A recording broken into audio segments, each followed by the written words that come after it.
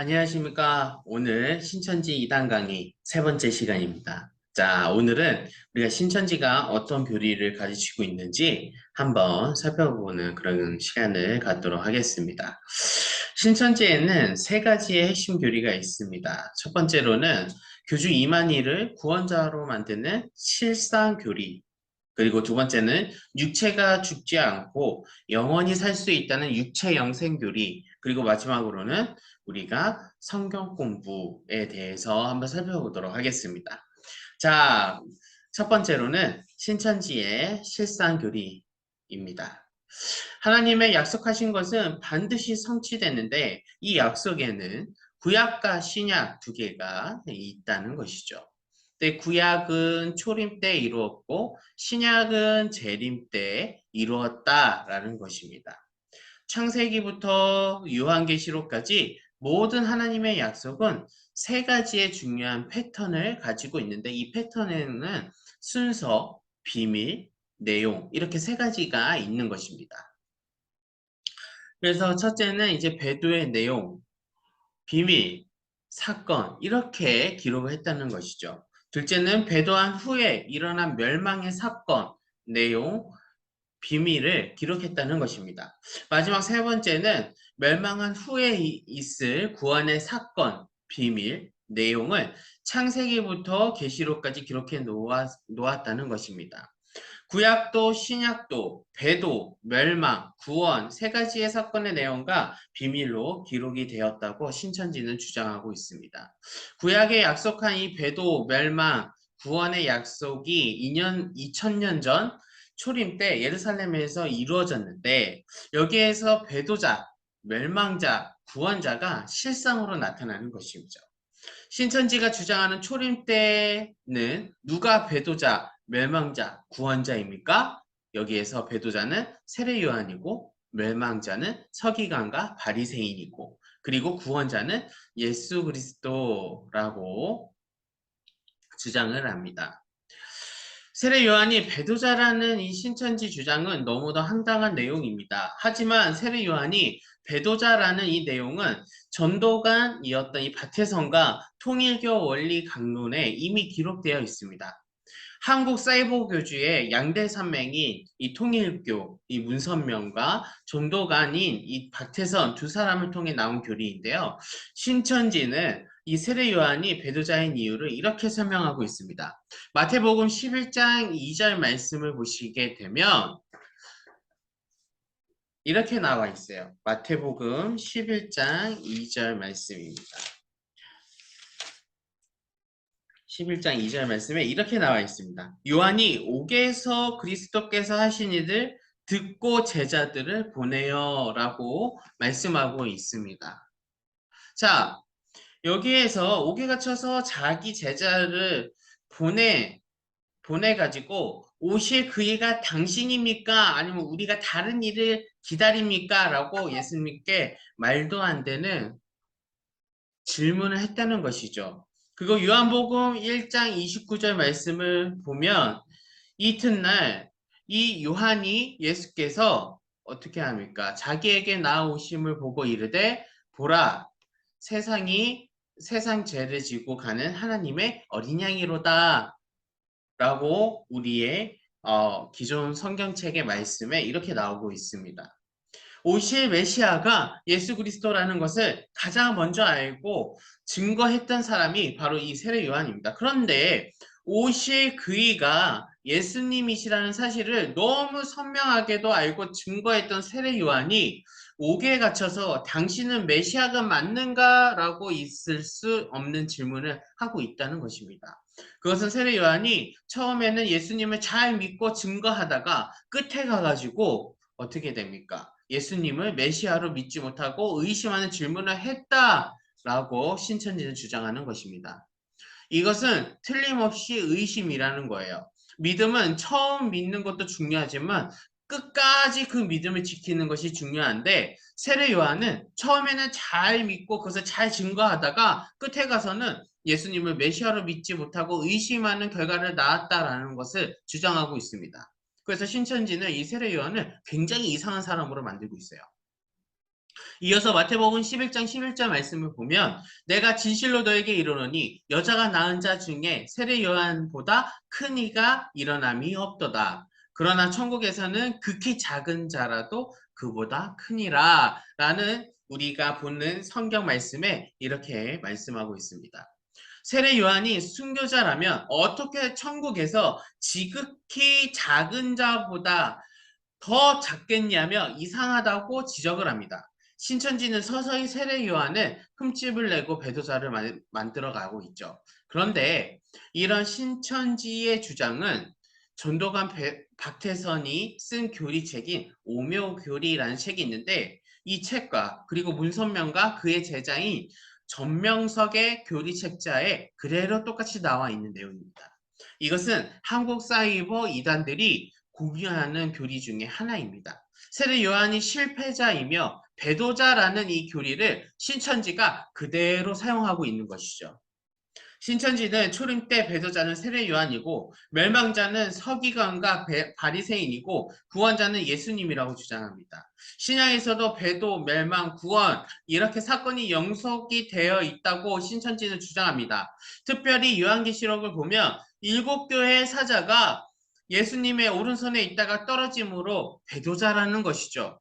그리고 계시록에 등장하는 음녀, 7마리 짐승들이 멸망자라는 것입니다. 그리고 계시록에 나오는 감람나무, 이긴 자, 계시 받은 자, 예수님을 보낸 사자, 여자가 낳은 아이, 이 한 사람이 모두 구원자를 말하는 것이다. 라고 신천지는 주장을 하고 있습니다. 그리고 계시록에 이 약속대로 요한계시록이 실상이 1966년 3월 14일 경기도 가천에서 이루어졌다라고 신천지는 주장을 합니다. 자, 다시요. 요한계시록에 예언된 약속대로 요한계시록이 실상이 1966년 3월 14일 경기도 가천에서 이루어졌다라고 신천지는 주장합니다.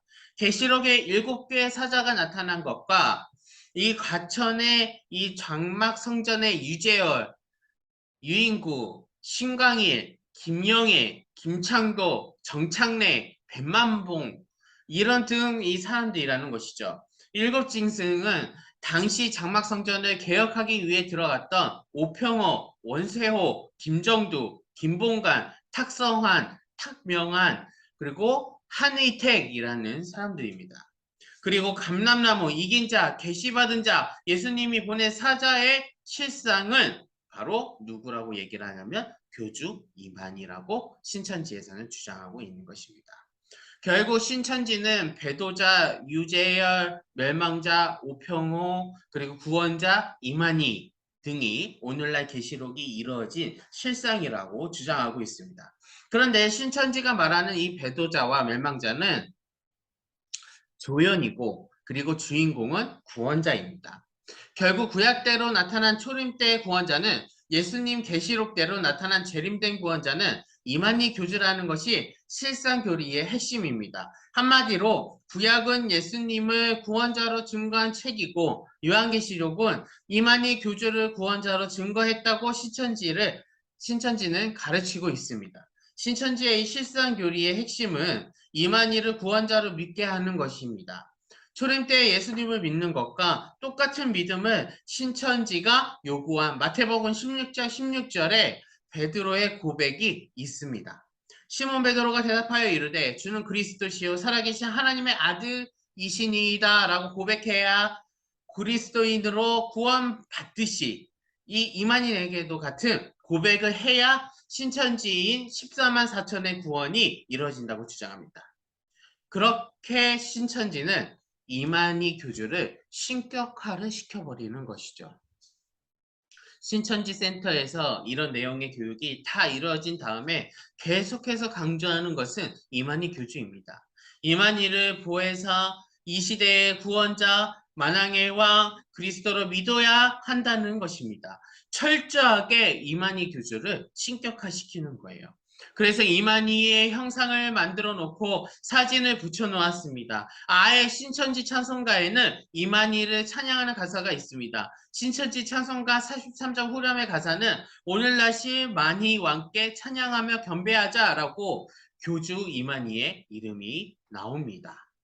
신천지 행사에 가보게 되면 이만희 교주가 들어오면 오열하면서 이들이 교주를 맞이하게 됩니다.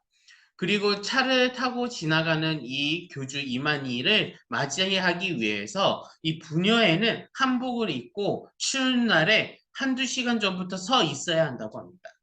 이렇게 이만희 교주를 우상화하는 것이죠. 자, 두 번째로는 신천지의 육체영생교리입니다. 그럼 이 육체영생교리는 무엇입니까? 이만희를 통해서 얻고자 하는 것은 이만희를 믿으면 주는 복이 영생의 복인데 이 육체의 영생의 복이라는 것입니다. 때가 있습니다. 언제 이루어집니까? 신천지 이만희를 통해 14만 4천 명을 채울 때입니다. 신천지들은 작은 산들 위에 높은 산을 그린 그림을 많이 이용합니다. 작은 산들은 무엇을 의미합니까? 기성교회를 의미합니다. 그리고 높은 산은 바로 이 신천지를 의미하는 것이죠. 시온산은 곡간이고 작은 산은 씨 뿌리는 밭이라는 것입니다. 그래서 이만희가 신천지를 세울 때부터 곡간을 만들어 놓고 알곡을 채우는데 어디서 알곡을 가져오는가? 밭에서 알곡을 빼내와서 곡간에 채우는 것입니다. 이것이 바로 신천지가 말하는 14만 4천 추수입니다. 결국 마태복음 13장 24절에서 30절까지의 말씀을 보면 나오는 이 밀과 가라지 비유를 오해한 것이죠. 예수님께서 비유를 해석하십니다. 37절에서 38절 말씀을 보시면 대답하여 이르시되 좋은 씨를 뿌리는 이는 인자요 밭은 세상이요 좋은 씨는 천국의 아들들이요 가라지는 악한 자들의 아들들이요 라고 하십니다. 신천지는 이렇게 미혹합니다. 밭은 세상은 이 세상인데 좋은 씨를 뿌리는 인자가 좋은 씨를 뿌리는 밭이라고 이야기를 합니다. 좋은 씨가 천국의 아들들이니 천국의 아들들이 있는 곳이 바로 인자가 좋은 씨를 뿌린 밭이라고 합니다. 그곳이 어디냐면 바로 교회입니다. 신천지는 밭은 세상인데 바로 천국들이 있는 교회라고 규정한 것이죠. 그리고 그 밭에 원수 같은 가라지를 더 뿌렸으니 교회 안에 악한 자의 아들도 추수 때까지 공전한다고 신천지를 말합니다. 추수 때는 곡간을 만들어 놓고 바로 교회에 가서 알곡을 끄집어내는 것이라는 것을 이것을 추수라고 이야기를 하는 것이죠. 신천지의 이 비유에 대한 잘못된 해석 때문에 기성교회에 믿는 그리스도인들을 포교 대상으로 삼고 있습니다. 밭은 세상이라는데 이 세상입니다. 기성교회는 이 세상에 예수 믿는 자와 예수 믿지 않는 자로 보는데 신천지는 그렇지 않습니다. 결국 신천지는 모든 문제를 바로 교리적인 문제가 있다라는 것이죠. 이 말은 다시 바꿔서 이야기를 하면 성경에 대한 오해라는 것입니다.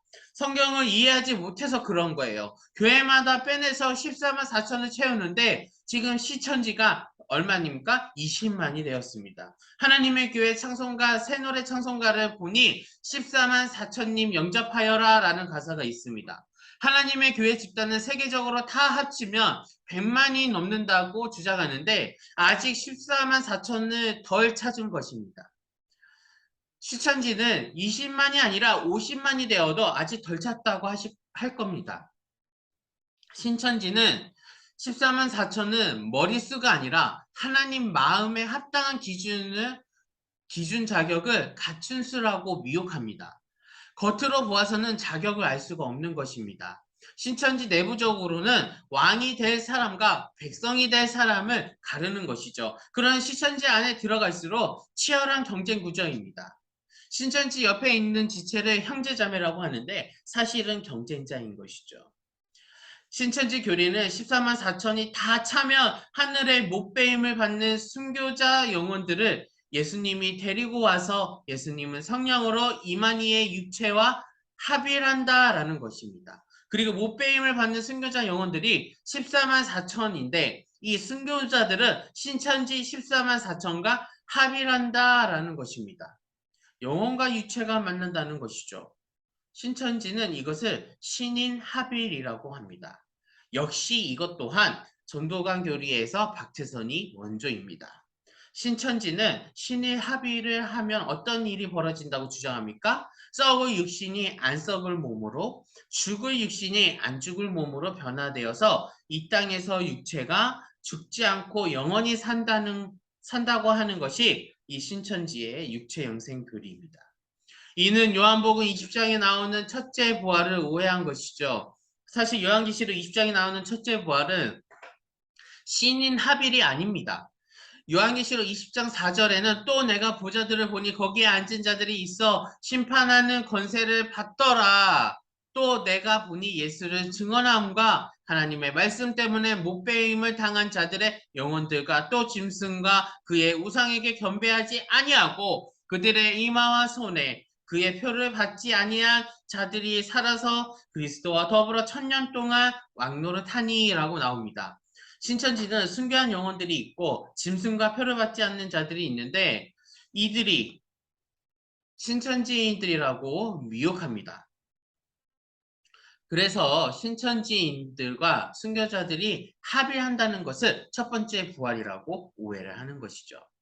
원문 요한계시록 20장 4절의 충실한 해석은 문맥을 보아도 죽은 자들이 먼저 일어나는 것이 첫째 부활입니다. 그 다음에 1000년이 차도 나머지 죽은 자들은 살지 못합니다. 그렇게 1000년 후에 있을 부활을 구분한 것인데 신천지는 그것을 영혼과 육체로 구분해서 보는 것이죠. 사실은 다 영혼에 관련된 것으로 본문 속에서 육체가 존재하지 않습니다. 성경에 대한 오해를 했기에 신천지들은 신인합일로 그것을 미혹하고 그리고 믿고 있습니다. 결국 신천지 신인합일 교리, 육체 영생 교리이기 때문에 청년들은 학업을 포기합니다. 그리고 직장 다니는 사람들도 심지어 사직서를 다 던지게 되는 것이죠. 신천지에 가서 설교를 들으면 지금 당장 직장이나 학교를 열심히 다니는 사람은 믿음이 없는 사람이라고 주장을 합니다. 진짜 신천지 교리를 믿게 되면 직장이나 학교를 왜 가는가? 직장이나 학교는 포기하는 장소이지 일하거나 공부하는 장소가 아니라는 것이 바로 이 신천지가 주장하는 것입니다. 직장을 과감히 내려놓는 것이 신천지가 요구하는 그러한 믿음입니다. 학업과 직장을 포기하고 가족을 버리면서까지 신천지에 올인하는 이유는 육체 영생 때문에 그렇습니다. 영생이라는 귀한 복을 6천년 만에 하나님이 주려고 하는데 돈 벌고 공부하는 것이 중요하냐라는 것을 반문하는 것입니다. 모든 것이 다 소용이 없다는 것입니다. 그래서 미혹된 신천지인들은 육체 영생 교리 때문에 신천지에 올인하게 되는 것입니다. 이 신천지인들의 하루 일과는 오전 7시가 되면 청년들이나 가족들이 다 믿는 방해 요소가 없는 사람들이 신천지에 모이게 됩니다. 그래서 이 모이게 되면 정신교육을 받고 기도회를 가지게 됩니다. 그리고 소그룹으로 모여서 하루 행동할 것을 미리 계획하고 작전을 짜면서 부서장이나 지역장에게 보고를 합니다. 그리고 나가서 포교 활동을 하고 일찍 오면 오후 6시, 늦으면 오후 8시에서 10시 사이에 돌아와서 그날 활동한 것에 대해서 보고하고 다시 모여가지고 피드백을 합니다.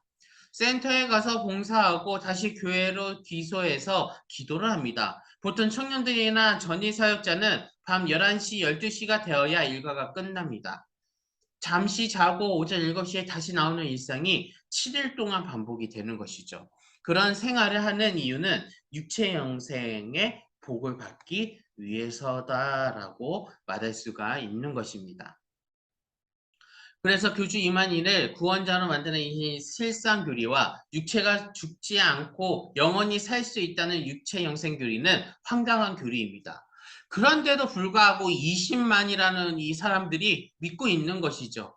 해외 40개국에서 22,500명이 신천지 교리를 믿고 있다는 것입니다. 그래서 2018년 한 해만 해외에서 신천지로 넘어간 사람은 6,500명이라는 것입니다. 이게 얼마나 안타까운 일이에요. 이러한 말도 안 되는 교리를 가지고 가르치는데 얼마나 거기에 빠져들고 그거를 믿으면 이 신천지에 빠지게 되겠습니까? 아주 교묘합니다. 아주 이 못된 이 교리를 가지고 이 사람들을 미혹하고 또 포교를 합니다. 근데 더 중요한 것은 무엇입니까? 이들이 넘어가는 사람의 일반 평신도입니까? 아니라는 것이죠. 장로, 권사, 심지어 목회자들까지도 넘어가는 추세입니다. 우리는 아주 조심해야 됩니다. 우리는 바른 하나님의 말씀, 올바른 교리를 통해서 우리가 이러한 유혹들이 미혹이 온다 할지라도 우리가 바른 교리를 알고 있다면 이것들을 싹 물리칠 수가 있는 것이죠. 그래서 우리가 지금 바이블 허브에서 하고 있는 우리 임국환 목사님의 이 교리가 아주 중요한 것이죠. 이 교리로 인하여서 정말 올바른 교리의 가르침을 받으시고 또 이러한 이 이만희나 이런 이단들의 교리를 갖다 들이민다 할지라도 절대로 넘어가지 않는 우리 영학교회 성도님들이 다 되시기를 바랍니다. 자, 세 번째는 신천지 복음방에서 일어나는 이 성경 공부입니다. 자, 이 성경 공부. 이 성경 공부를 보시게 되면 단계별로 있어요. 단계별로. 이 단계별로 한번 잘 한번 살펴보도록 하겠습니다. 자, 1단계. 1단계는 1가입니다. 1가. 1가부터 5가까지입니다. 자, 1가에서는 성경의 기본 산식이죠. 성경의 역사, 교훈, 예언, 성취로 구분하면서 성경 역사를 12로 구분을 하는데 결국에는 예수님 외에 다른 구원자를 내세우기 위한 목적이라는 것입니다. 자, 두 번째 시대 구분입니다. 신천지에서는 창세기 시대, 율법 시대, 사사 시대, 왕권 시대, 선지자 시대, 하늘복음 시대, 서신 시대, 계시록 완성 시대의 8시대로 구분을 하게 됩니다. 이 계시록 완성 시대에는 시온산으로 도망가야 한다라는 것을 가르치게 되는 것이죠. 3가에서 종교는 이것은 신천지의 영적 배경을 알려주는 것인데 종교는 유교, 불교, 기독교에 각각 경전이 있으며 선지자들을 통해 그 계획을 경서에 담았고 그 중에 기독교가 가장 우월하다라는 것을 얘기해주고 있는 것입니다. 4가입니다. 예수님께서 십자가를 져야 할 이유. 자, 구원의 믿음 외에 다른 옵션을 추가를 합니다. 자, 그것은 예수님을 믿고 새 언약을 알고 지킬 때 죄사함 받고 구원을 얻는다라고 가르치고 있습니다. 5가에서는 예언과 성취입니다. 이 예언과 성취라는 주장은 신천지가 핵심적인 주장으로서 하나님께서 시대마다 선지자들을 보내어 예언하고 성취해 왔으며 구약은 예언은 신약 시대에 성취되고 신약의 예언은 계시록 시대에 성취된다고 주장하고 있는 것입니다. 2단계는 무엇입니까? 기독교가 가진 근본적인 교리들을 흠집내기로 교회에 정떨어지게 하는 단계입니다. 자, 그래서 6가를 보시게 되면 하나님과 마귀의 존재입니다. 신천지는 모든 세계를 영과 유, 선악과 하나님의 세계와 마귀의 세계, 그리고 성령과 함께하는 참 목자와 악령이 함께하는 거짓 목자로 양자를 대조를 해서 목사 비판을 하는 이 신천지 간사를 참 목자라고 세뇌를 시키는 겁니다. 한마디로 얘기를 해가지고 기성교회 목사들을 다 비판하는 겁니다. 다 비판을 하고 이제 신천지의 강사를 뭐라고 하냐면 참 목자라고 이야기를 하는 것입니다. 그래서 7가를 그렇게 해서 7가로 넘어가게 되면 천국 비밀이 나옵니다. 하나님께서 비유로 진리를 감추어 놨다. 그래서 비유로 감추어진 것을 밝히 드러내는 것이 제사함 받는 길이며 비유를 깨닫지 못하면 제사함이 없을 뿐 아니라 천국에 들어갈 수 없다라고 주장을 하는 것입니다. 8가에서는 새 포도주와 묵은 포도주가 나오는데요. 구약의 약속대로 오신 예수님을 믿는 것은 묵은 포도주고 정통교회 신앙관을 배격하고 새 포도주가 되기 위해서는 비진리를 가르치는 교회와 목자를 버려야 한다라고 가르칩니다.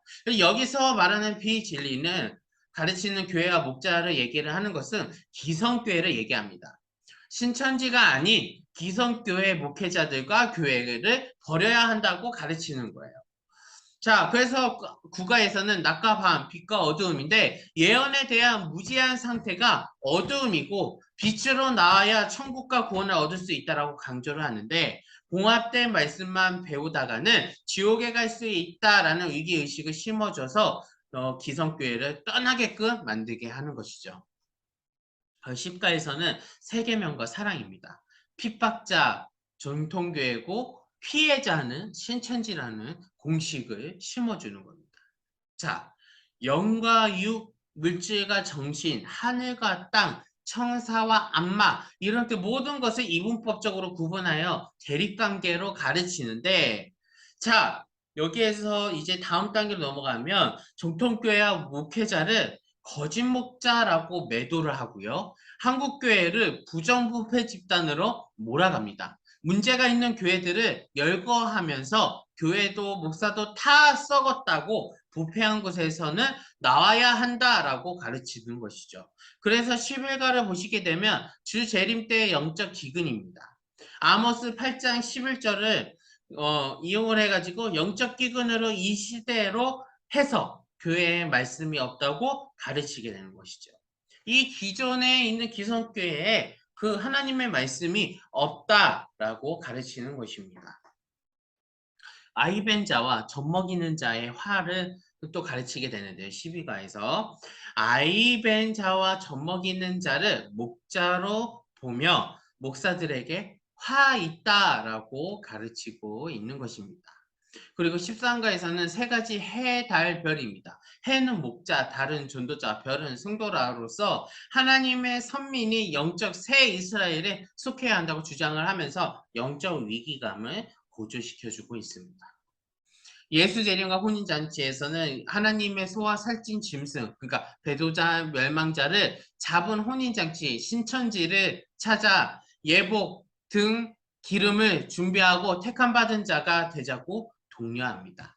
목자 구분에서 정통적인 기성교회, 목회자를 사단이 함께하는 목자라고 이야기를 하고 때에 따라 양식을 나눠주는데 이긴 자의 약속에 목자를 찾아가야 한다고 주장합니다. 이 말 즉슨 앞에서 얘기했던 것과 마찬가지로 신천지로 와야 된다는 것이죠.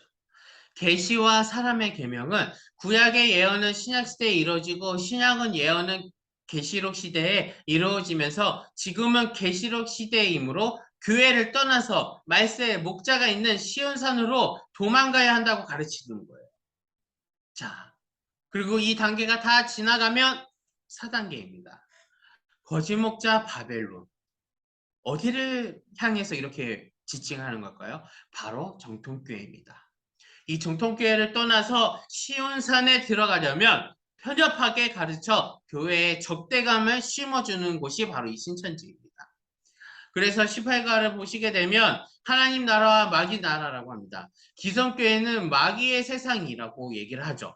영적 전쟁터이기 때문에 초림 때 유대교와 예수님이 싸웠듯이 이 예수교 안에서 싸움이 벌어지기에 말세의 목자가 있는 시온산으로 와야 한다고 가르칩니다. 그 말뜻은 신천지로 와라라는 것밖에 더 되지 않는 것이죠.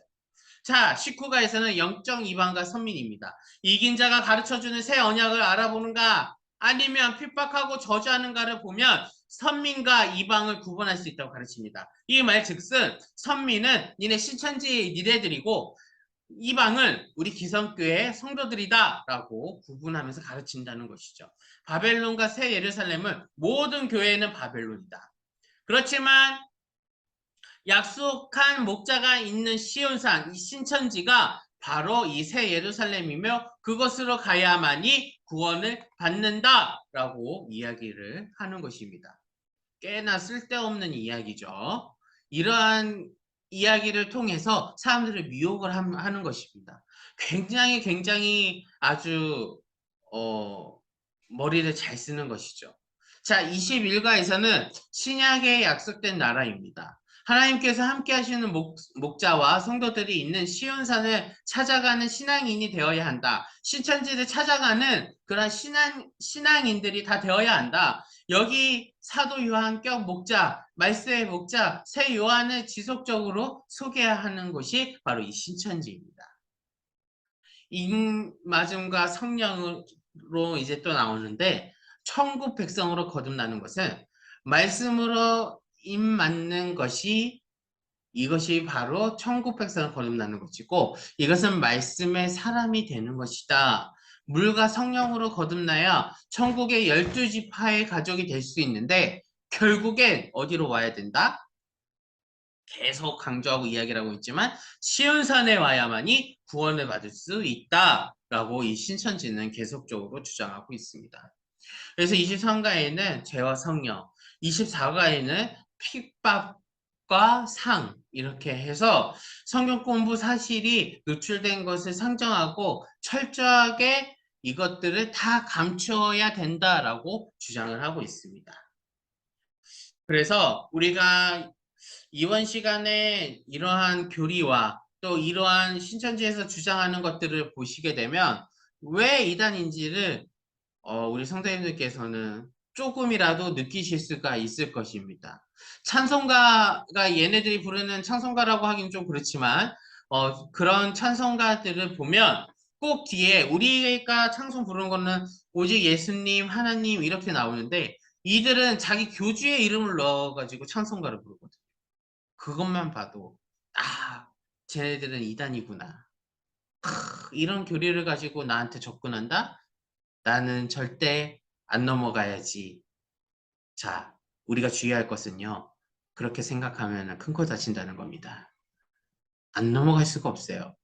얘네는요. 아주 교묘하게 아주 정말 머리를 잘 굴려가지고 포교 활동으로 들어옵니다. 아주 작전을 잘 세우는 것이죠. 성경 말씀 좋은 성경 공부가 있습니다라고 이야기를 하지만 결국에는 얘네들이 구약은 짜집기로 해서 이렇게 성경을 이야기를 합니다. 성경 말씀에 있네. 얘네는 이단이 아닌데 왜 이단이라고 하지? 이렇게 하시면 안 돼요.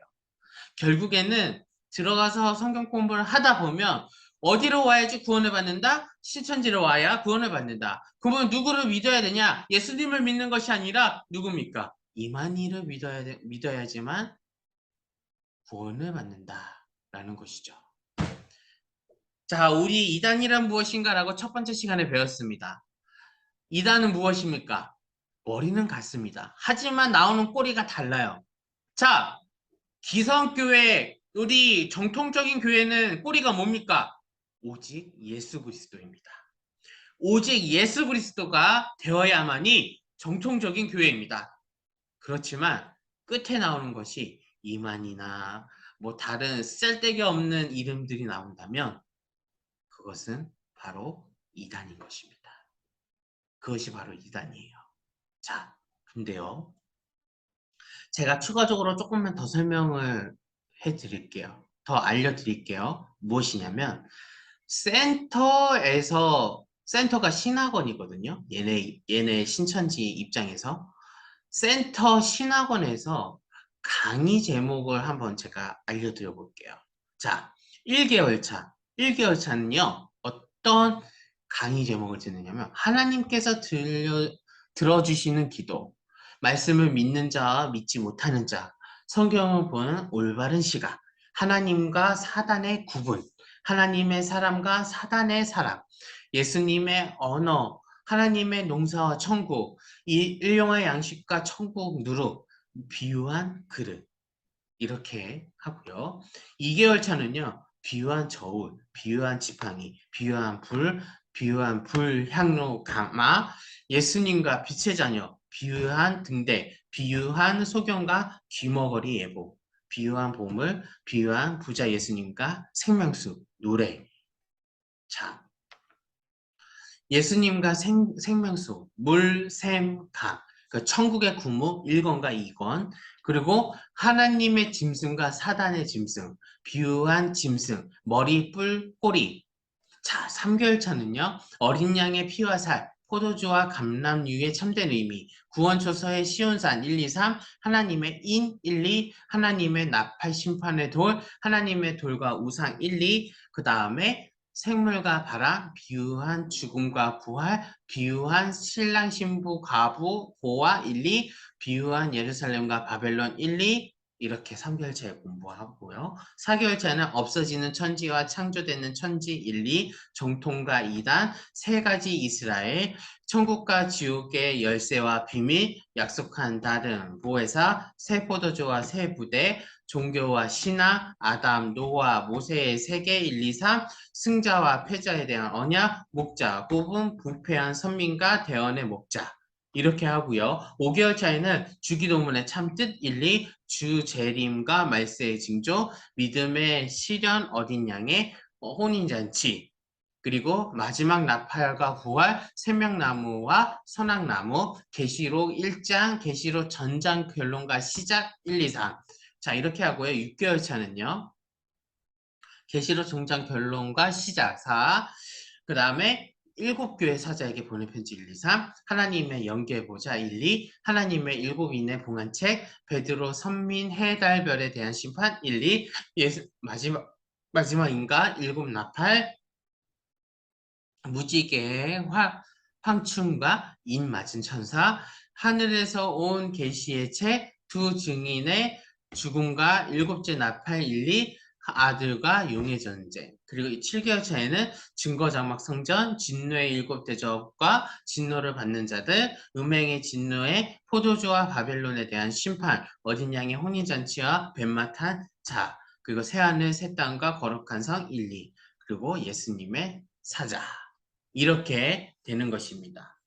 자, 우리 성도님들, 오늘 이렇게 약간 교리와 또 신학원에서, 신천지 이 신학원에서 1개월 차부터 7개월 차까지 배우는 이러한 뭐 공부라기보다는 뭐 표현을 어떻게 해야 될지 모르겠지만 아무튼 가르치는 것을 보면 굉장히 이상한 냄새들이 많이 납니다. 제목부터.